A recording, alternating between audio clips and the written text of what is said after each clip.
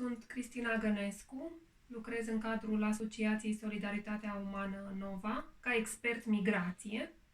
Am o experiență de mai mulți ani în lucrul cu migranții, ca mediator pentru Organizația Internațională pentru Migrație, biroul din România. Mi-am propus să vă prezint cazul unei femei din Filipine, de 45 de ani, care a întâmpinat diferite probleme în România în procesul de integrare. Doamna L.P. este resortisant din țări terțe, rezident pe termen lung, din Filipine, este născută în anul 1973, ca unic copil al părinților săi. A crescut într-o familie modestă, fiind încurajată de părinți să meargă la școală. În anul 1997, doamna L.P. a absolvit în Filipine Facultatea de Litere, specializarea limba engleză. După facultate, a urmat un curs în specializarea asistent medical. În Filipine, după absolvirea acestui curs, a lucrat ca asistent medical la un spital timp de 2 ani. În anul 2005 a terminat a doua facultate, specializarea tehnologie IT. În anul 2006 a plecat în Cipru, unde a lucrat în domeniul IT. Aici l-a cunoscut pe viitorul soț, cetățean român, care lucra ca barman. Doamna L.P. a spus că s-a îndrăgostit la prima vedere de cetățeanul român. În anul 2007 a venit împreună cu acesta în România pentru a fi prezentată părinților și rudelor acestuia. Doamna L.P. a fost acceptată cu greu de părinții și rudele cetățeanului român. În anul 2008 s-au căsătorit și au continuat să locuiască în București. Soțul lucra ca inginer și se înțelegeau foarte bine, până în momentul când între ei intervenea soacra, care nu o plăcea și mereu îi reproșa că nu este de aceeași religie cu ei. Doamna L.P. a locuit în București cu soțul ei și cu socrii într-un apartament cu 2 camere până în anul 2014. În anul 2014, soțul doamnei L.P. a decedat. După acest eveniment neplăcut, doamna L.P. a rămas cu socrii în apartamentul acestora până la mijlocul anului 2016, când soacra a dat-o afară din apartament. După ce a părăsit locuința socrilor, doamna L.P. a locuit o perioadă la o prietenă. Într-o zi, pe când se afla la un mall din București, a cunoscut un bărbat din Pitești, care i-a propus să se mute la domiciliul său. El i-a promis că o să-i găsească un loc de muncă. În Pitești, primul său loc de muncă a fost la grădinița Casa cu Pitici, ca profesor de limba engleză. La început a fost foarte încântată că a găsit acest loc de muncă. Ulterior, doamna L.P. a fost dezamăgită de acest angajator, pentru că, pe lângă activitatea de predare a limbii engleze, îi se solicita să execute și alte activități neplătite: curățenie, menaj, pregătirea hranei. Cazul doamnei L.P., cetățean filipinez, a fost preluat de Asociația Solidaritatea Umană Nova din Pitești în data de 23 august 2016, la recomandarea Organizației Internaționale pentru Migrație, biroul din România. În momentul preluării am identificat existența nevoii de informare pentru găsirea unui loc de muncă, nevoia de a obține consiliere pentru integrare, nevoia de a obține sprijin material imediat pentru servicii medicale și nevoia de traducere și legalizare a actelor de studii. Am constatat existența nevoii de îmbunătățire a cunoștințelor de limba română, extrem de necesară pentru angajare și pentru integrare în societatea românească. Pentru facilitarea procesului de integrare, am monitorizat în permanență mediul în care doamna locuia, condiție extrem de importantă pentru șederea pe termen lung în România. O nouă componentă a procesului de integrare este identificarea unui loc de muncă și obținerea unor venituri stabile. Cazul acesta a reprezentat o provocare pentru mine, deoarece doamna L.P. a întâmpinat probleme în găsirea și păstrarea unui loc de muncă, corespunzător pregătirii sale. În multe situații a fost respinsă de angajator din cauza staturii ei prea mici și dificultății de a executa anumite activități fizice. În plus, nu și-a putut fructifica studiile superioare absolvite în Filipine pentru că în momentul preluării cazului de către Asociația Solidaritatea Umană Nova Pitești, documentele de studii ale doamnei L.P.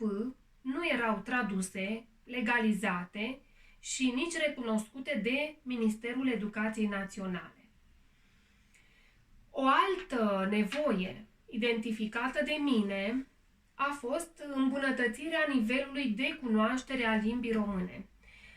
Doamna L.P. a fost integrată după 4 luni de la preluarea cazului într-un program de studiu al limbii române online organizat de Asociația Solidaritatea Umană Nova. În perioada 2016-2019, doamna L.P. a solicitat în mai multe rânduri sprijinul Asociației Solidaritatea Umană Nova pentru găsirea unui loc de muncă. Pentru a răspunde solicitărilor doamnei, am întreprins o serie de activități care să vină în sprijinul acesteia. Astfel, în februarie 2018, am însoțit-o la Agenția Județeană pentru Ocuparea Forței de Muncă Argeș, pentru a fi înregistrată ca persoană aflată în căutarea unui loc de muncă. De asemenea, am însoțit-o la Agenția Națională de Administrare Fiscală, Pitești, pentru a solicita o adeverință de venit, necesară lor în evidență ca persoană aflată în căutarea unui loc de muncă. Din păcate, nu s-a putut înscrie ca persoană aflată în căutarea unui loc de muncă, din cauza că actele ei de studii nu erau echivalate. Pe parcursul anului 2018, doamna L.P. a fost sprijinită în mai multe rânduri în relaționarea cu instituțiile statului și cu angajatorii. Pe parcursul procesului de monitorizare și sprijinire a doamnei L.P. am acordat o atenție sporită nevoilor și solicitărilor ei. În comunicarea cu doamna L.P. am adoptat o atitudine de respect și empatie față de situația socioeconomică dificilă a doamnei L.P. Experiențele anterioare au determinat-o să fie neîncrezătoare în propunerile și demersurile celorlalți. Necunoașterea la un nivel satisfăcător a limbii române a reprezentat încă un factor de frustrare și neîncredere pentru doamna L.P. Pentru facilitarea comunicării și crearea unei relații pozitive, de încredere pe termen lung, am manifestat o atitudine pozitivă față de doamna L.P. și față de nevoile acesteia. După mai multe discuții despre copilăria doamnei L.P., experiențele de viață plăcute și neplăcute, am reușit să îi inspir încredere și să eliminăm barierele de comunicare.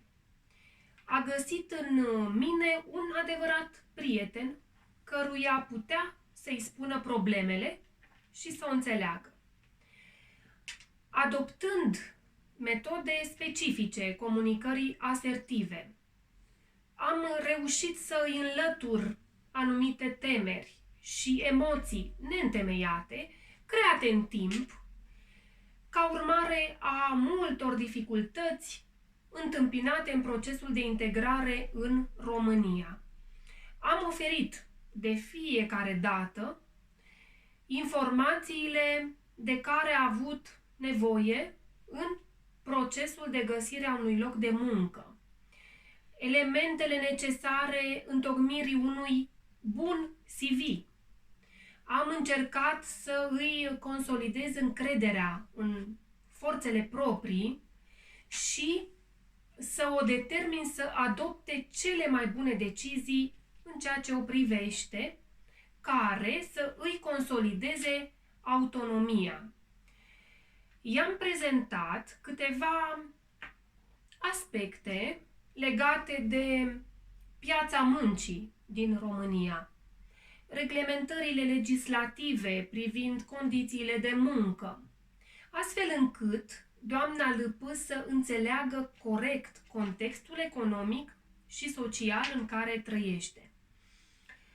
Am informat-o despre existența în societatea românească, în unele situații, a unor atitudini discriminatorii și stereotipii față de străini, deși poporul român este un popor tolerant, prietenos și primitor. Am avertizat-o că asemenea situații se pot întâmpla, deși extrem de rar. Va trebui să gestioneze aceste situații cu grijă.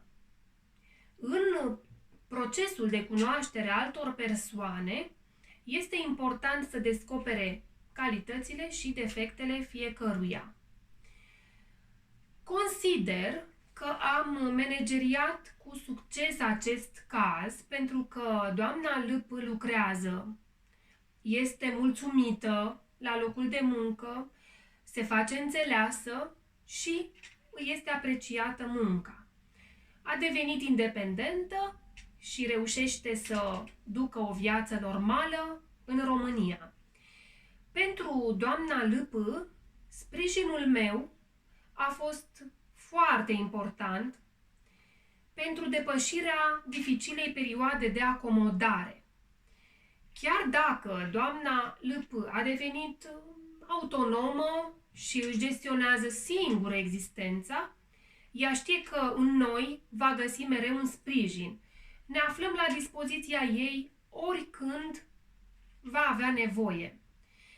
Mulțumirea mea ca specialist în lucrul cu migranții pe acest caz este că am reușit să-i ofer condițiile, informațiile și resursele necesare rezolvării situațiilor concrete din viața ei cu încredere și determinare.